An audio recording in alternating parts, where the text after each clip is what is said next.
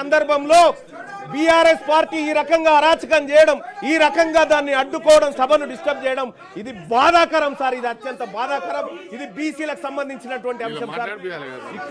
ఇక్కడ బీసీలకు సంబంధించినటువంటి అంశం చర్చకు వచ్చినప్పుడు బీఆర్ఎస్ పార్టీ చిత్తశుద్ధితో వీళ్ళకి 70 సంవత్సరాలుగా అన్యాయం జరుగుతుందని వచ్చి కూర్చొని మా బాధ వినాలి సార్, మా ఆవేదన వినాలి. అది చేయకుండా కేసీఆర్ గారి పైన కేసు పెట్టిరనేటువంటి ఉద్దేశంతో అదే కేసీఆర్ గారు మా మీద 100 కేసులు పెట్టింది సార్. మేము ఎన్నడూ పట్టించుకోలే. మేము ప్రజాక్షేత్రంలో ఉన్నాం, ఎదుర్కోవడానికి సిద్ధంగా ఉన్నాం. కానీ ఈ రకమైనటువంటి వాదనకు దిగడం, బీసీలకు సంబంధించినటువంటి అంశం చర్చకు వచ్చినప్పుడు ఇది దుర్మార్గమైనటువంటి ఈ చర్య సార్. దీన్ని ఎట్టి పరిస్థితుల్లో బీసీ సమాజం ఉపేక్షించదంతే తమ ద్వారా తెలియజేస్తున్నాను అధ్యక్ష. బీసీ మంత్రి గారు. అధ్యక్ష వీళ్ళ వైఖరి చూస్తుంటే కడుపులో కత్తులు పెట్టుకొని అలుముకున్నట్టు ఉన్నది. మీ సిబిఐ కేసు గురించి మీరు అనేక సందర్భాల్లో మాట్లాడచ్చు. అవినీతి ఆరోపణలు ఎదుర్కొంటే విచారణకు కూడా సిద్ధంగా లేని మీ మానసిక విధానం చూస్తుంటే ఇవాళ చాలా జాలి కలుగుతా ఉంది.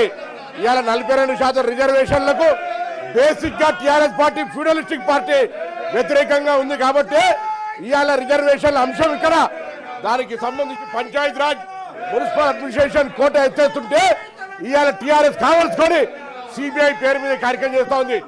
ఏందా ఆరోపణలు ఎదుర్కొంటే విచారణకి ప్రజాస్వామ్యంలో విచారణకు ఎదుర్కొని నిర్దోషిగా నిలబడాలి. విచారణకు వచ్చినోడే ఈ విధంగా ధర్నాలు చేస్తే, విచారణ ఎదుర్కోవాల్సినటువంటి వాళ్ళు ఈ విధంగా ప్రొటెస్ట్ చేస్తే ఇవాళ తెలంగాణ మొత్తం సమాజం గమనిస్తా ఉంది.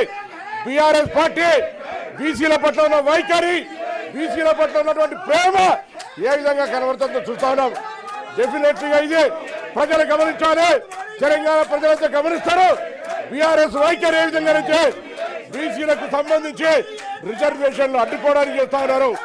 బీసీలకు సంబంధించి ఈరోజు జరుగుతున్నటువంటి పరిణామాల్లో తెలంగాణ ప్రభుత్వం ముఖ్యమంత్రి గారి నాయకత్వంలో అన్ని రకాల అంశాలు తీసుకొని పోతుంటే ఎందుకు జరుగుతోందని అడుగుతాను.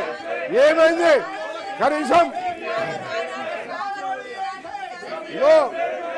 సిబిఐ విచారణకు ఎందుకు వ్యతిరేకిస్తా ఉన్నారు? సిబిఐ విచారణకు ఎందుకు వ్యతిరేకిస్తా ఉన్నారు అని అడుగుతా ఉన్నా.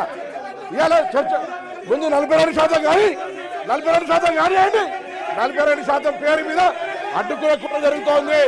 కేసీఆర్ కుటుంబానికి సర్వేలో కూడా పాల్గొనలే. వీళ్ళు ఇష్టం లేదు, కడుపులో కత్తులు పెట్టుకొని అలుగు కొడుతూ ఉన్నారు బీసీలను.